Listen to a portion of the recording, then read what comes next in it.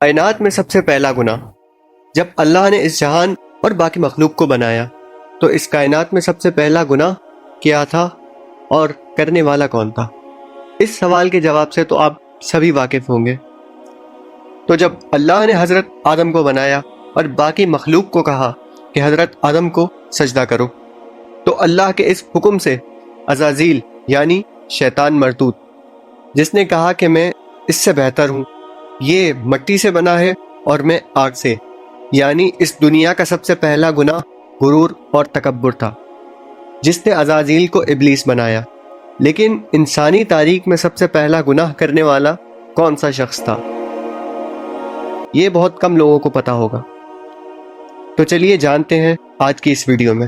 لیکن اس سے پہلے اگر آپ نے پچھلی ویڈیو جس میں حضرت آدم کا قصہ نہیں سنا تو ضرور سن کر آئے۔ چلیے آج کی ویڈیو کی طرف۔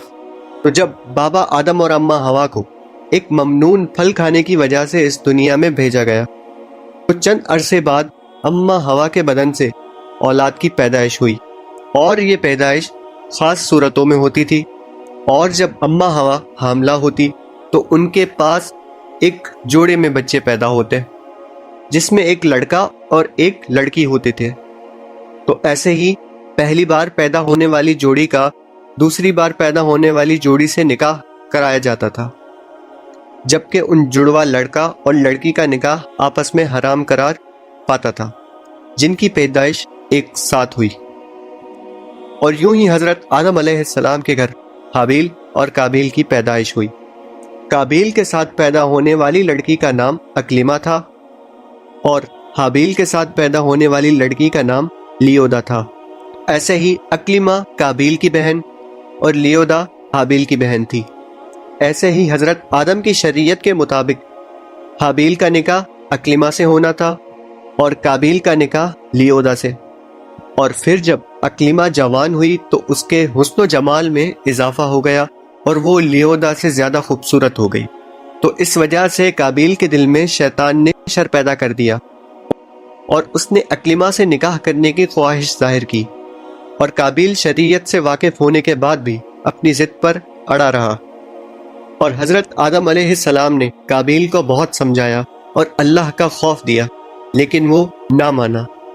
اور پھر حضرت آدم علیہ السلام نے ان دونوں کے مابین فیصلے کا یہ راستہ نکالا کہ وہ دونوں اللہ کی راہ میں قربانی کریں، اور ان دونوں میں سے جو بھی اکلیمہ کا حقیقی حقدار ہوگا اللہ اس کی قربانی قبول کرے گا، اور اسی طرح فیصلہ ہو جائے گا۔ اس زمانے میں قربانی قبول ہونے کی یہ نشانی ہوتی تھی، قربانی کرنے والا اپنی قربانی کو پہاڑ کی اونچی چوٹی پہ رکھ دیتا اور آسمان سے ایک آگ اترتی اور اس کو جلا دیتی، اور جو بھی قربانی قبول نہیں کی جاتی تھی اسے آگ نہیں کھاتی تھی۔ تو ایسے ہی دوسری صبح حابیل اپنے بہترین مویشی میں سے بہت اعلیٰ قسم کی بھیڑ لے کر آیا اور اسے قربانی کے لیے پیش کر دیا۔ اور قابیل جو کہ کھیتی باڑی کیا کرتا تھا اور اناج اگاتا تھا، تو اس نے اپنی اناج میں سے جو گھٹیا قسم کی اناج تھی وہ قربانی کے لیے رکھ دی، اور کہنے لگا کہ اگر اس کی قربانی قبول ہو گئی تو ویسے بھی اناج کو جل جانا ہے، اور اچھی فصل قربان کرنے کا کیا فائدہ۔ تو لہٰذا وہ ایک ناقص قسم کی اناج لے کر آیا۔ اور جبکہ حابیل ایک نیک سیرت اور اللہ سے ڈرنے والا شخص تھا، تو اس نے نیک نیتی کے ساتھ اپنی بہترین مویشی قربانی میں پیش کی۔ ایسے ہی دونوں بھائیوں نے اپنی قربانی ایک پہاڑ کے اوپر لے جا کے رکھ دی۔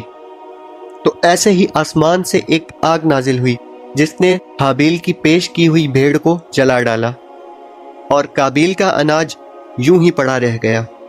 تو یوں ان دونوں کے درمیان فیصلہ ہو گیا کہ خدا حابیل کی قربانی سے راضی ہے لیکن قابیل کی قربانی سے ناخوش، جس کے بعد قابیل یہ دیکھ کے غصے میں آ گیا اور وہ انتقام کی آگ میں جلنے لگا، اور اس نے سب کے سامنے یہ اعلان کیا کہ وہ حابیل کو جان سے مار دے گا۔ اور اس کے جواب میں حابیل نے کہا کہ اگر تمہاری قربانی قبول نہیں ہوئی تو اس میں میرا کیا قصور، اور کہا کہ اگر تم نیک نیتی کے ساتھ قربانی کرتے تو شاید تمہاری قربانی قبول ہوتی۔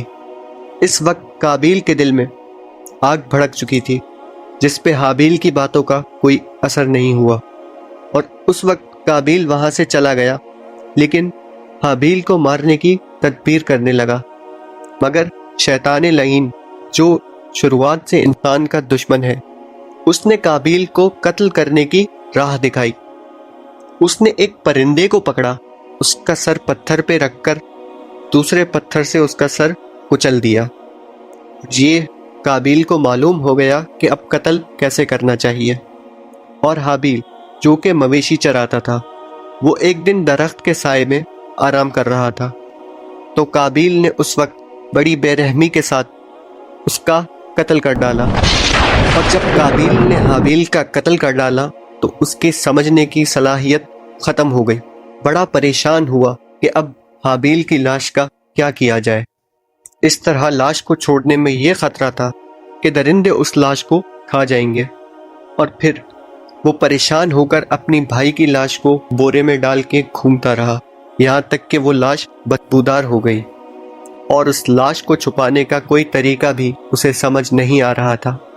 اور تب اللہ تعالیٰ نے 2 کوے بھیجے، اور قابیل ان کووں کو دیکھ رہا تھا، تو ان 2 کووں میں سے ایک کوے نے دوسرے کوے کو مار ڈالا اور زمین کھود کر اس میں دفن کرنے لگا۔ یہ دیکھ کے قابیل کو معلوم ہوا کہ اس کو بھی یہی کرنا چاہیے، اور شرم محسوس کرتے ہوئے یہ کہنے لگا کہ افسوس میں اس کوے جیسا بھی نہ ہو سکا، اور ایسے ہی اس نے اپنے بھائی کو زمین میں دفن کر دیا۔ اور جب قابیل نے حابیل کا قتل کیا تھا، اس سے پہلے اس کے جسم کا رنگ سفید تھا، لیکن قتل کے بعد اس پر پھٹکار پڑی اور اس کے جسم کا رنگ سیاہ ہو گیا۔ اور جب حضرت آدم علیہ السلام حج سے واپس آئے اور انہوں نے حابیل کو نہ پایا تو وہ بہت پریشان ہوئے، سب سے پوچھنے لگے کہ حابیل کہاں ہے، مگر سب نے جواب دیا کہ حابیل کچھ دنوں سے غائب ہے۔ اور حضرت آدم علیہ السلام نے حابیل کے غم میں کھانا پینا اور سونا سب ترک کر دیا۔ اور روایتوں میں یہ آتا ہے کہ جب حابیل قتل ہو گیا تو 7 دن تک زمینوں میں زلزلہ رہا، اور قابیل، جو کہ ایک بہت خوبصورت شخص تھا، بھائی کا قتل کرنے کے بعد اس کا چہرہ سیاہ اور بدصورت ہو گیا۔ اور جب حضرت آدم علیہ السلام کو اس معاملے کا پتہ چلا تو انہوں نے قابیل کو وہاں سے نکال دیا، اور قابیل، جو یمن کی سرزمین عدد میں جا کے بس گیا، اور وہاں ابلیس مردود نے قابیل کو یہ بتایا کہ حابیل کی قربانی کو آگ نے اس لیے کھا لیا کہ وہ آگ کی پرستش کرتا تھا، لہٰذا تو بھی آگ کی پرستش کر۔ قابیل وہ پہلا شخص ہے جس نے آگ کی پرستش کی، اور یہی وہ زمین پہ پہلا شخص ہے جس نے اللہ کی نافرمانی کی اور خون ناحق کیا۔